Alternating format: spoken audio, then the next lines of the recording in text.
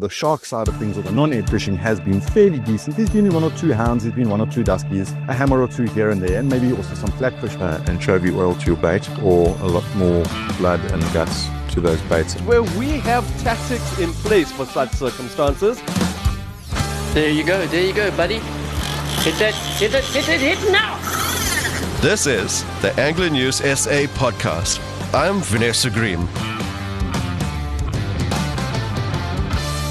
Yo, the rain, guys, the rain. There's too much rain. It has caused challenges. It's exactly what our title says. It has thrown a wet cloth on the fishing, right? Let's not kid ourselves. It has been challenging. However, every cloud has a silver lining, and that silver lining comes in the form of Angler News, where we have tactics in place for such circumstances, and we are glad to share it with you in the form of our new segment. It's called the Q&A, and this is where we want you to send us the questions. Now, you know, we've got the experts to answer virtually everything from fishing to the ocean. So whatever questions you have, please send it through to us, and I will be glad to forward these on to our angling experts who's going to answer these at the end of the show. Now, speaking at the end of the show, one of the things we do know that's going on in KZN is that the water is dirty and there's a lot of pollution. There's a lot of debris floating around and making the fishing rather uncomfortable. So we have posed a question to Dean Dickinson, right? He's our expert for today. He's going to tell us exactly how to fish in this dirty water. But before we do, we're going to tell you about these hotspots you can go and fish on. And we are going to kick it off straight after a word from our sponsors, the Kingfisher. The Kingfisher are the leading fishing tackle specialist. We stock gear for every facet of fishing, from carp to cooter, marlin to trout. Basically, everything. We have stores across KZN, from Toti to Salt Rock, Durban to Pietermaritzburg. You can also find us online at kingfisher.co.za. Thank you, the Kingfisher. So now, guys, let's get into the show. Let's kick it off in Durban with Mike V and Brad Krobler. How's it, guys? With the big seas and turbulent waters that were around, a lot of oaks opted for the sketching function, and they went up and down the coast. Good couple of cobs, some nice little stumpies, grunters, got a little bit of bronze bream in there, some barbel. The water did chill, so the guys didn't do too badly on the scratching side. But the guys that did stay around and persevere on the beaches, they got a few shad, the odd grey shark, one or two smaller diamonds. Saturday night, a couple big diamonds made an appearance at Eddington. Not too many. There was 4 or 5 came out there. But that was about it. It was quite quiet on the beaches. But the guys that put in the time, the effort, were rewarded with a grey shark or a shad. Or if they went scratching, they got some cob or bronze bream, things like that.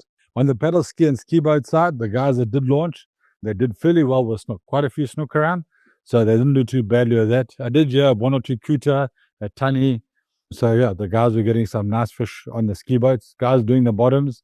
Again, still getting the odd dogger, still getting the keelback, the rock cod, the slingers, all that stuff. The guys are still getting it.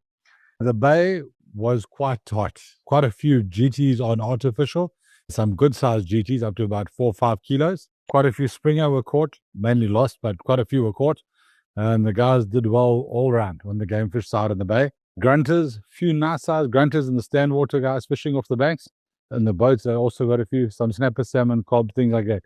So as soon as that settles down, the dirty water clears up a bit, I'm sure it'll be good. This is Michael for ANSA News. Thank you very much. Good day, guys. It's Brad here from Linsky Fishing Charters. I was fishing over the last week. What can I say? It was pretty good start off week with some nice happening off Blue Lagoon, some really good bottom fish. And along came the rain. There's some really good dorado on the color line, sitting in about that 70 meter with the blue water and the black and the brown water. Yeah, and then that was the end of it. And then, then the northeaster came and pumped all the water up, made it a little bit muddy. And really, the fishing was quite horrific, actually. Yeah, really bumpy seas, really dirty, lots of debris around. Then on Sunday, there was a couple of good bottoms, no real game fish, one nice mussel cracker, and some good soldier slingers. Yeah, guys, so this is Brad for Angling South Africa Cyclones, and speak to you guys all next week. Thank you, Mike and Brad. Certainly a case of the good, the bad, and the ugly, all in one. Jeez, like I said, it has been a trying week, a challenging week, a week of very difficult conditions. However, like I said, there's a silver lining. We're going to look for those color lines. We are going to look towards how to fish in those dirty conditions, right? So let's get into the freshwater side, because we know when the sea is rough, we could always turn to the freshwater. or can we?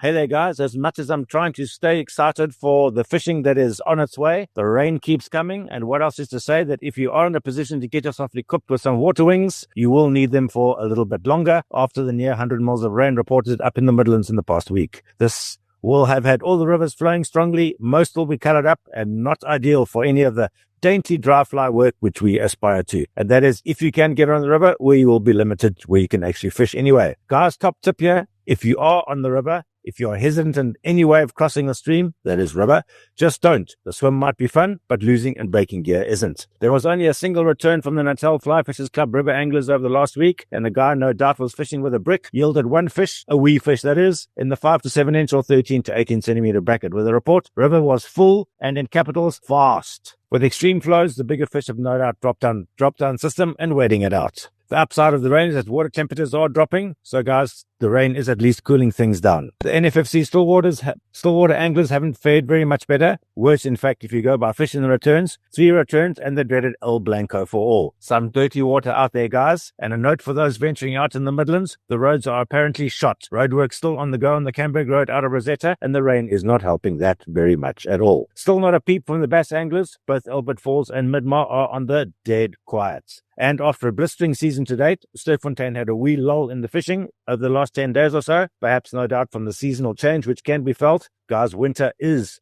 finally on its way, but is back on form again, reports Jeremy Rochester from Escape Fly Fishing. Guys, do stop in at the Kingfisher Pier in Maritzburg for the best in tackle and advice. And this is Jan reporting from Kingfisher Maritzburg for Angler News South Africa.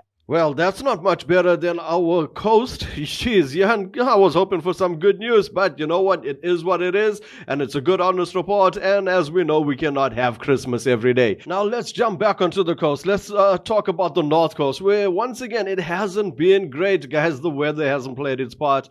All the species we were expecting never came. The only reports I did get was of a few shad.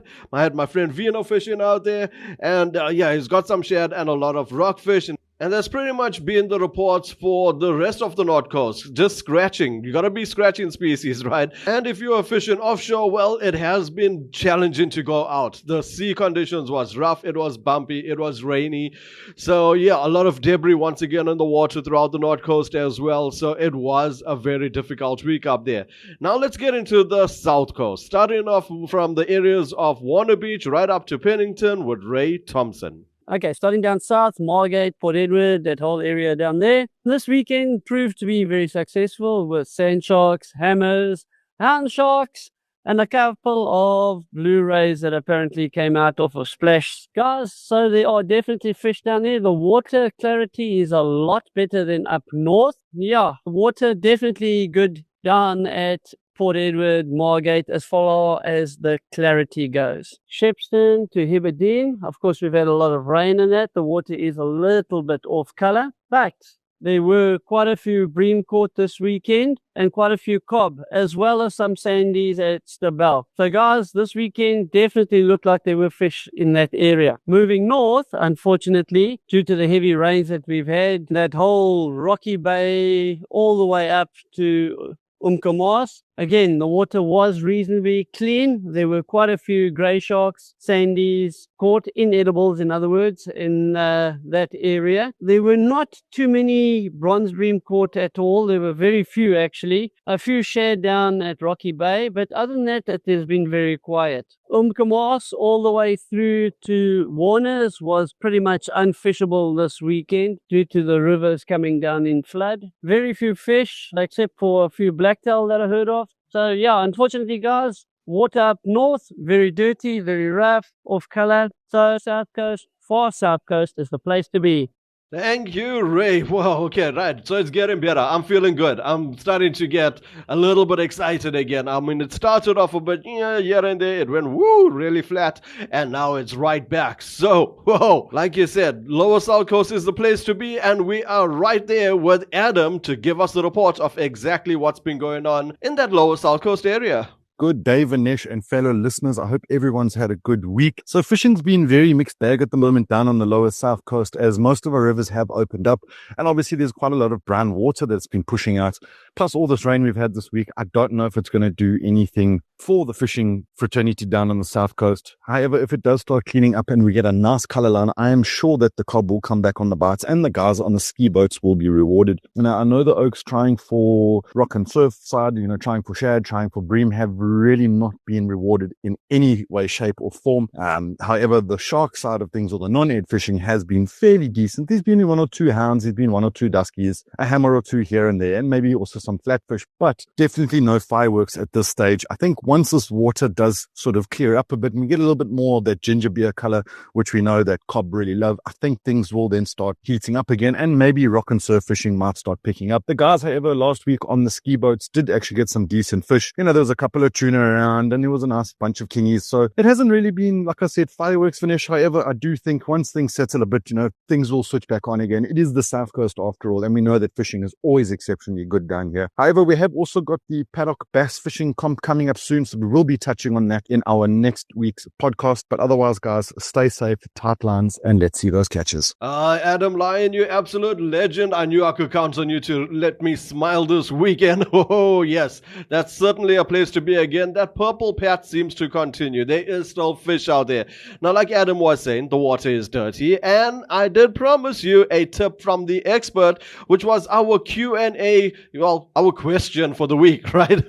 So with that being said, let's chat to Dean Dickinson with our question being, how do we fish in dirty water? How's it, Vinesh? Just getting back to your questions on fishing dirty water, I've got a couple of solutions. First one is if you're fishing with a lure, then use a lure with a rattle, or if it doesn't already have a rattle, you can add some glass rattles into paddle tails. And then if you're fishing baits, same thing applies. Fish need to feed on vibration and smell when they can't see. So adding a bait rattle into your foam, I use surfboard foam for that, and it just gives off a higher resonance of vibration. And then use a bigger bait or a very smelly bait. So add anchovy oil to your bait or a lot more blood and guts to those baits and make them slightly bigger than you'd normally make them. I hope this helps. Thank you, Dean. That certainly helps tremendously. And I love it. I love what we are doing over here, right? So this is where I want you to get involved. I want you to send us your questions. So put it in the comments, right? If you are listening to us on Spotify or Apple Pods, drop that in the comments as to, let me know what you want to know. I've got the experts in the field ready to answer the questions for you. These guys are eager to assist and, make our fishing experiences better. So get involved, guys. Send me those questions. Now, while you're on those comments, let me know where you are fishing this weekend. I would love to know. I know South Coast is definitely the hot spot. Let me know if you're going there or if you are going to be brave enough to try the North Coast. So with that being said, until the next Angler news, tips, and advice. This is the Angler News SA podcast. I'm Vanessa Green. Find more episodes at ecr.co.za under podcasts or your favorite podcast app. Let's fish for the future.